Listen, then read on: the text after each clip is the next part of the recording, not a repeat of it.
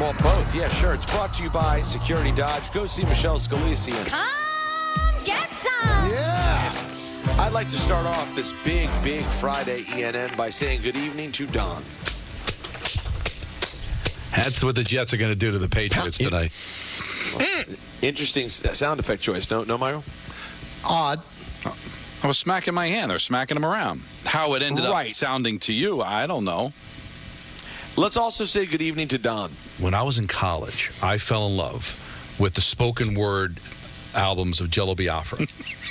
Wait, is that real? Yeah. That happened yesterday on the show, Michael, after you left. Well, the spoken word albums of who? Let's hear it again. When I was in college, I fell in love with the spoken word albums of Jello Biafra. Jello Biafra. Jello Biafra, That's right. the lead singer of the Dead Kennedys. And he was also, he also spoke at colleges and a radical political guy. He was setting the stage, Michael, for how Don and his father, some of their political beliefs clashed. So that's how he got there. He overheard me listening to this album and was not happy. But I tried to tell him he wasn't happy, but he didn't throw me out of the house. We still loved each other. That's right. It was a better America. Speaking of which, yesterday, Michael, I think also after you left, Richard called, and Don and I had happened to be talking about Woodstock. And I said to Richard, Richard, did you go to Woodstock? I was up in the Catskills that summer, 69.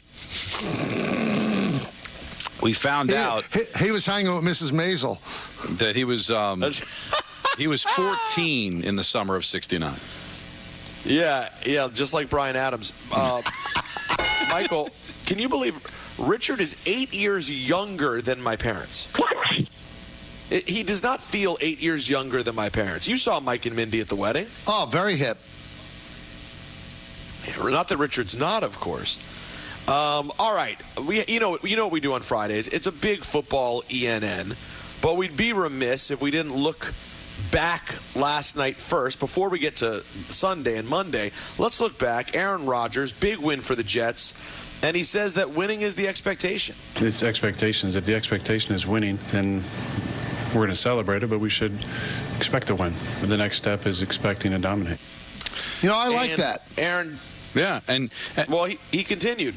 How special was the night, Aaron? Oh, yeah, for sure. Yeah, it was a really special night. All those chants are really meaningful. I was kind of hoping for a stop there to be able to take a final knee on the field, but, yeah, special night. So with that said, guys, doesn't that tell you that maybe that was why there was that awkward hug where Rodgers was probably like, all right, coach, settle down, coach. This is only the beginning. Yeah, but that was a stink eye looked on. Well, let's hear from Coach Saleh on the sideline situation with Rodgers. Part of the things that we've been talking about is to just get the defense a 2-score lead, and it was a 2-score lead, so I guess he just wanted to see something on defense. So. And here's Rodgers on the same situation. No, it was not really awkward at all. You were pushing away, then when he went to hug you, what happened? I didn't know. He's not a big hugger, usually, so I didn't know he was going for the hug. He likes to do the two-hand chest push as well, but he talks a lot about 2-score leads, so I just kind of gave him a push and said 2-score lead. That's what happened. Yeah, I agree. I'm a Peter. I don't think it's a big deal. No, I don't either. I mean, if it is a big deal, then Saleh should take care of it behind closed doors and don't make it, into a big deal for the team. But I don't think it was a big deal. Now, I have a Robert Saleh a bit of information I haven't told you guys even off the air, and it's bothering me. And the fact that it's bothering me, I want to talk it out with you guys. I like this. So before the season began, I texted Brian Dable, said good luck on the season moving forward. And he writes back right away, thanks, Mike. I appreciate it. Then I write a long text to Saleh about how we appreciate him being on the show all these years, and it's going to be a void not having him, but we wish you the best of luck. So you lied. Go ahead. Well, we do wish him the best of luck. I don't want bad I just meant the void, though. The void. Well, there is a void not having a football coach on. Okay. You know what? I like what you've done there. Okay, so what did he say? Nothing. Oh, boy. What the F? I mean, I know that Joe Beningo stiffed him, but why not answer my text? We've always texted together. But is that where it's just, all right, scorched earth on all talk show hosts? It didn't go right with Joe. But after the Beningo fiasco, we texted maybe 15 times the rest of the year, back and forth. Nothing. And now what's happened? I don't know. Should I be upset? You hate to see this. Should I actually call up the Jets and go, "What's up with your coach?" or just leave it die? No, you certainly shouldn't. You certainly can't go snitch on him. I mean, it's a personal thing. Let's move to the Giants for a second. Let's ask Coach Dable about this report that Jalen Hyatt wants to be traded. Never told me that. Jalen is probably one of the closer guys I am with on this team. You should ask Jalen. All right, so they asked Jalen. I didn't say that. I don't know where that came from. That's false. I love being here. I'm Joe, Dave's. I got so much respect for trading up for me, getting me. Whatever that rumor was, it's not true at all. It's false reports. I never say anything about being traded or going somewhere else, especially not during the summer. My focus now is just, getting better for this team, being ready for my opportunity. But as far as trades and rumors of that, it was none of that. Huh? You know what it sounds like, Don? Fake news. But these are good people. Wasn't it a Jordan Ronan vehicle? I don't think Jordan would lie. See, that's the thing that we need to get straightened out here. That's right. And I'm going to defend the media because I am a member of the media. It's so easy for the fans to think that reporters sit there and make stuff up. That doesn't happen. At least it doesn't happen to anybody credible that covers the sport for any length of time. So the only thing that could happen is that his source lied to him, which is also bad on the reporter because that you got to be able to trust these people. But this idea that Jordan just decided to make a story, that doesn't happen. What happens is he thought he spoke to somebody credible and that information ended up be bogus. Or get this, the player's lying and it did happen and he's going to throw the reporter under the bus. Those are the two things, Peter. Making a story up doesn't happen. Well, listen, Jordan may run on, but he doesn't make things up. And guys, with that, it's time to get into your Week 3 NFL announcer lineup for this Sunday and Monday. Let's start in Cleveland town. Oh, throw out the record books when the Giants and the Browns get together. 1 p.m. on Fox. Kenny Albert on the call. Kenny Albert here. I wrote a book. Look at me. Don's in the forward. Look at that. He'll be joined by Jonathan Vilma and Megan O'Leary. At this point in your career, to have a performance like this, I can't even take you serious. I love it. Let's go to Indianapolis. Can I stop you? I've never heard of Megan O'Leary ever. Is she new? You haven't? No, have you? No, Megan O'Leary. No. Oh, I know Megan O'Leary well. She is the number one sort of cage reporter for all things UFC. Oh, wow. And she's been doing games for Fox, I think, for the last 2 years. Gotcha. Let's go to Indianapolis. It's the Bears and the Colts looking for a bounce-back game. CBS and Paramount Plus, 1 p.m. Andrew Catalan on the call. Going up high and bringing it down for 6. He'll be joined by Tiki Barber. My go-to karaoke song is Sunday Morning by Maroon 5. Jason McCourty and A.J. Ross. We go to Minnesota. The Houston Texans, the Minnesota Vikings. Something's got to give between these two. It's CBS. It's 1 o'clock.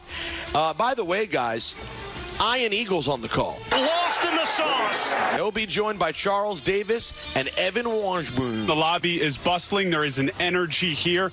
The Vikings are 5-0 outright and against the spread all time against the Texans. Wow. C.J. Stroud 3-7 against the spread as a favorite. 1-3 against the spread as a road favorite. And since 2019, the Texans are 6-17 against the spread as favorites. We go to New Orleans. Big game here. Eagles looking for a bounce back. Saints are hot, hot, hot. 1 p.m. on Fox. Joe Davis on the call. Oh, my gosh! He'll be joined by Greg Olsen. James Harrison one time in the middle of the game hit me so hard under the throat that I threw up in the middle of the play in my mouth, and I had to swallow it. Pam Oliver on the sideline. Hey, now. The Eagles are 0-5 against the spread and 1-4 outright in their last 5 games as a road favorite, including the playoffs. They're a 2.5-point favorite in NO. The Saints are 4-0 against the spread in their last 4 home games. Let's go to Pittsburgh. Danny from Long Island's eyes will be locked on the Chargers and the Steelers. CBS and Paramount Plus, 1 p.m. You know that's a Jim Nantz vehicle. Hello, Fred. Are the Eagles the favorite? Yes. Eagles are a short favorite at New Orleans. That's not what I have here. No, I have that wrong? Anthony? Saints are -2.5. Got it backwards. Thank you. Tony Romo joining Jim Nantz. And Tracy Wolfson on the sideline. Good stuff. Let's go to Tampa Bay. The Denver Broncos, the Tampa Bay Bucks. It's 1 p.m. on Fox. It's Tim Brando on the call. Really? He'll be joined by Matt Millen and friend of all, Sarah Kustok on the sideline. Well, that's basketball, John. Whoa, I'm not familiar with that team. Love Kustok. Are you? She's the best. I know, but I don't remember that Peter ever mentioning those 3 ever. I gotta tell you, I'm very excited to be working with Matt Millen and Sarah Kustok. No, it's Tim Brando, not Marlon. Oh, sorry about that. I don't even think this isn't a very good impression, but I had to do it. Let's go to Cashville.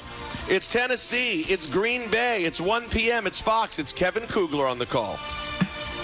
He'll be joined by Daryl Moose Johnston. And Laura Oakman on the sideline. We go to Las Vegas, a 405 vehicle, the Putrid Panthers. The Putrid Panthers, they're disgusting, against the Raiders. CBS and Paramount Plus. Spiro Didi's on the call. He'll be joined by Adam Archuleta. 405 also, we go to Seattle, the Dolphins, and the Seahawks. CBS and Paramount Plus, Kevin Harlan on the call. That guy is headed to the slammer. He'll be joined by Trent Green and Melanie Collins. Also at 425, Detroit, a 3-point favorite at the Cardinals. Fox, Chris Myers. I have Chris Myers. He'll be joined by the Stink Man, Mark Schlereth. Lick my fingers and touch it. And Jen Hale on the sideline.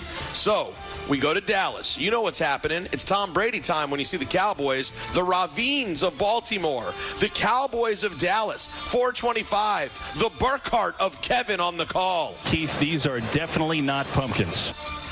He'll be joined by Thomas Bartholomew Brady IV. Pretty good with the ball in my hands.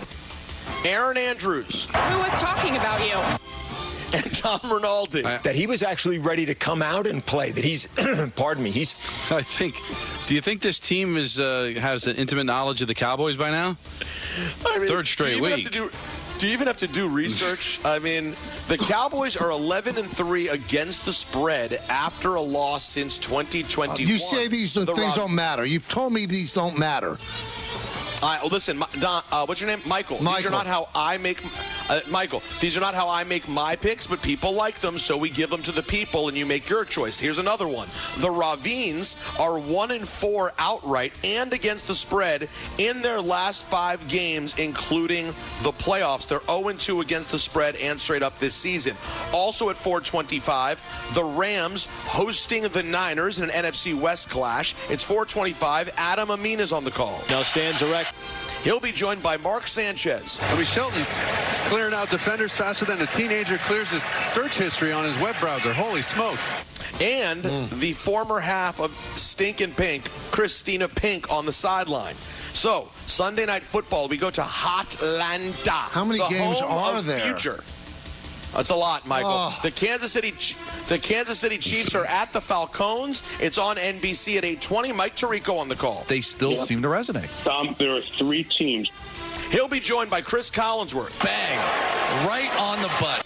And Melissa Stark.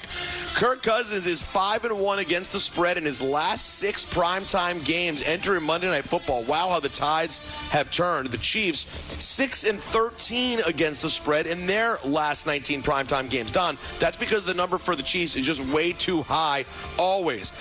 Speaking of high, you'll have to be that to enjoy the doubleheader on Monday. Wait a minute, it's our doubleheader. Sorry. Oh, I'm sorry. It's going to be great. We have the Buffalo Bills and the Jacksonville Jaguars. 7:30, Chris Fowler on ESPN. He'll be joined by our friend Dan Orlovsky. Hot dogs are actually at their best when they are cut into small pieces and added into macaroni and cheese.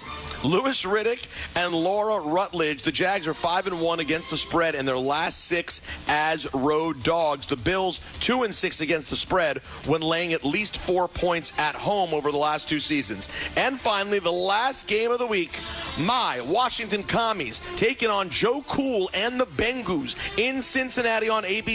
Joe Buck on the call. I want you to love me. Troy Aikman. He is so hot inside. And Lisa Salters on the sideline. Joe Burrow, he's 15-6 against the spread in his career after a loss. The Commanders are 1-6 against the spread in their last 7 games as dogs. I love Cincinnati in this game. That will do it for ENN. Brought to you by our friends over at Security Dodge. Shop 24/7 at securitydodge.com during their Ram Power Days. Tremendous. Really, really great.